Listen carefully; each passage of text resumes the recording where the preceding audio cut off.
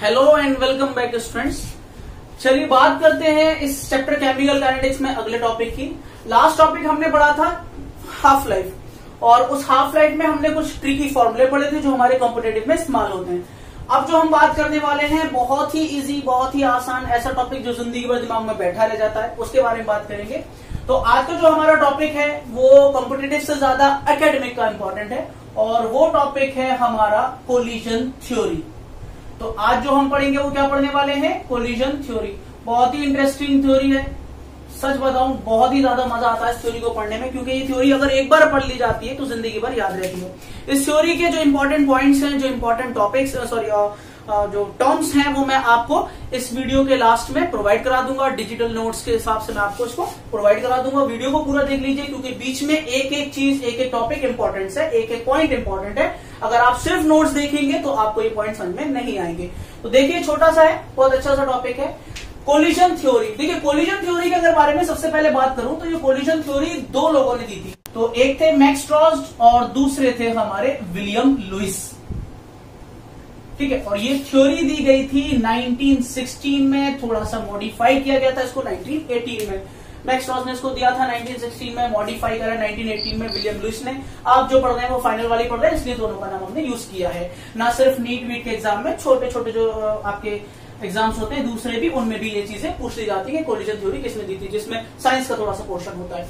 तो पहला हमारे पास पॉइंट क्या है कि ये थ्योरी किसने दी और कब दी। ठीक है, दूसरा पॉइंट है कि ये थ्योरी कहती क्या है। देखिए, इस थ्योरी को समझने से पहले आपको एक बात अपने दिमाग में बिठानी है कि ये जो दो साइंटिस्ट थे, इन्होंने ये कहा था कि जब कभी भी कोई केमिकल रिएक्शन होती है, जब कभी भी कोई केमिकल रिएक्शन होती है, तो उस केमिकल रिएक्शन में जो आपके कंपोनेंट पार्टिसिपेट करेंगे, यानी H2 और I2 आपस में रिएक्ट कर रहे हैं और HI बना रहे हैं, तो याद रखिएगा H2 मॉलिक्यूल को और I2 मॉलिक्यूल को आपने ना एक हार्ड स्फीयर मान के चलना है।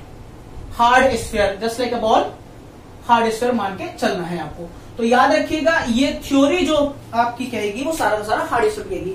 तो सबसे पहला पॉइंट जो आता है इस थ्योरी में वो ये आता है कि all the chemical species that participate in a chemical reactions are assumed to be a hard sphere. ठीक है, उनको हम हार्ड स्फीयर मान के चलेंगे।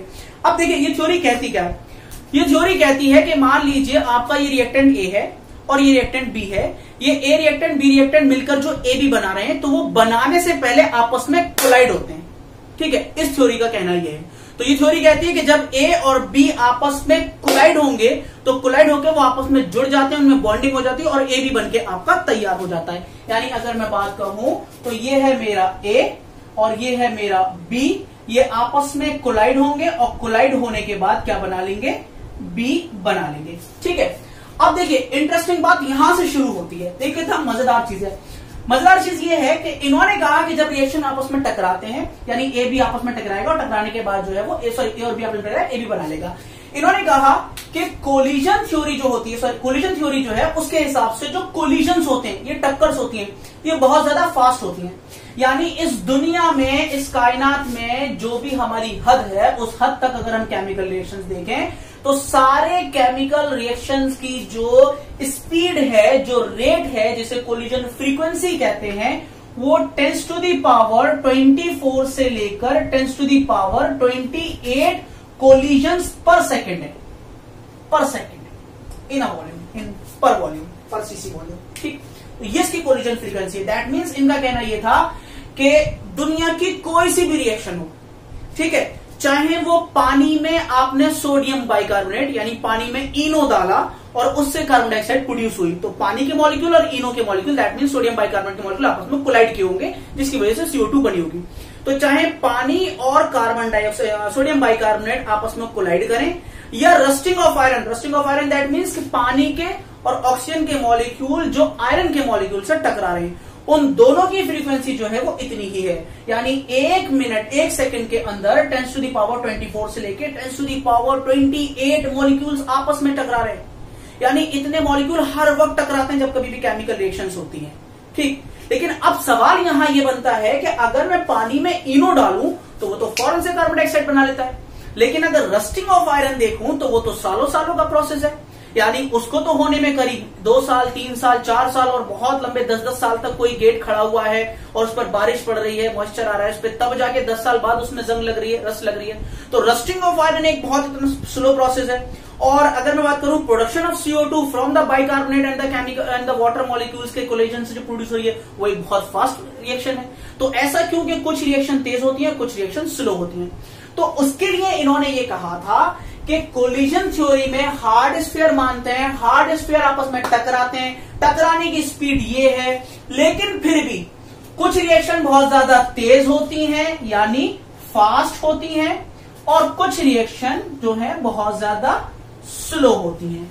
ठीक, फास्ट रिएक्शन वही होती हैं जिनके अंदर ज्यादा सक्सेसफुल कोलिजन्स होते हैं, सक्सेसफुल कोलिजन जिनके अंदर होंगे, और स्लो रिएक्शन वो होती हैं जिनके अंदर ज्यादा अनसक्सेसफुल कोलिजन होंगे, अनसक्सेसफुल कोलिजन जिनके अंदर होंगे। दैट मीन्स जितने मॉलिक्यूल रस्टिंग ऑफ आयरन के टाइम पे टकरा रहे थे उतने ही मॉलिक्यूल इनो के टाइम पे टकरा रहे हैं, लेकिन इनो के अंदर सक्सेसफुल कोलिजन ज्यादा हो रहा है और रस्टिंग ऑफ आयरन में सक्सेसफुल कोलिजन इतना ज्यादा नहीं हो रहा। दैट मीन्स इनो के जो मॉलिक्यूल हैं वो बहुत कायदे से कोलिजन करते हैं, हर चीज अच्छे से अचीव करते हैं, इसलिए वो जल्द से जल्द प्रोडक्ट बना लेते हैं। लेकिन रस्टिंग ऑफ आयरन के जो मॉलिक्यूल्स हैं वो उतने अच्छे से रिएक्शन नहीं कर पाते, इसलिए वो प्रोडक्ट उतने अच्छे से नहीं बना पाते। तो आपके दिमाग में आज से एक बात बैठ जानी चाहिए कि कुछ रिएक्शन जो फास्ट होते हैं वो इस वजह से होते हैं क्योंकि उनमें सक्सेसफुल कोलिजन ज्यादा होते हैं और अनसक्सेसफुल कोलिजन कम होते हैं। ठीक है, और कोई प्रोसेस स्लो होते हैं वो इसलिए होते हैं क्योंकि उनमें अनसक्सेसफुल कोलिजन ज्यादा होते हैं और सक्सेसफुल कोलिजन उनमें कम होते हैं। ठीक है, बात याद रहेगी। तो 4 चीजें मैंने अब तक पढ़ ली। सबसे पहली किसने दी थी? Max Frost, William Lewis. दूसरी बात क्या थी कि इनको हम हार्ड स्फीयर मान के चलेंगे जितनी भी केमिकल स्पीशीज होंगी। तीसरी बात कि उनमें कोलिजन होना जरूरी है। चौथी बात कि उनमें कुछ सक्सेसफुल कोलिजन होंगे और कुछ अनसक्सेसफुल कोलिजन होंगे। तो अगर सक्सेसफुल कोलिजन की बात करूं कि सक्सेसफुल कोलिजन होने के लिए क्या क्राइटेरिया है, तो देखिए सक्सेसफुल कोलिजन होने के लिए 2 चीजें जरूरी हैं। सबसे पहली चीज है उनके अंदर मिनिमम एनर्जी बैरियर होना चाहिए, मिनिमम एनर्जी बैरियर अचीव होना चाहिए या क्रॉस होना चाहिए, मिनिमम एनर्जी बैरियर। अब ये मिनिमम एनर्जी बैरियर बात करूं तो मिनिमम एनर्जी बैरियर हम थ्रेशोल्ड एनर्जी बोलते हैं, इसको हम क्या बोलते हैं? थ्रेशोल्ड एनर्जी भी बोलते हैं। और दूसरी चीज जो इसके लिए चाहिए वो चाहिए प्रॉपर ओरिएंटेशन।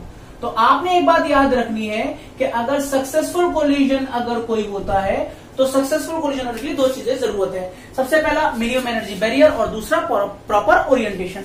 अब ये मिनिमम एनर्जी बैरियर क्या है? तो देखिए होता क्या है कि मान लीजिए जैसे क्या है, ए है और ये किससे कोलाइड करेगा? बी से।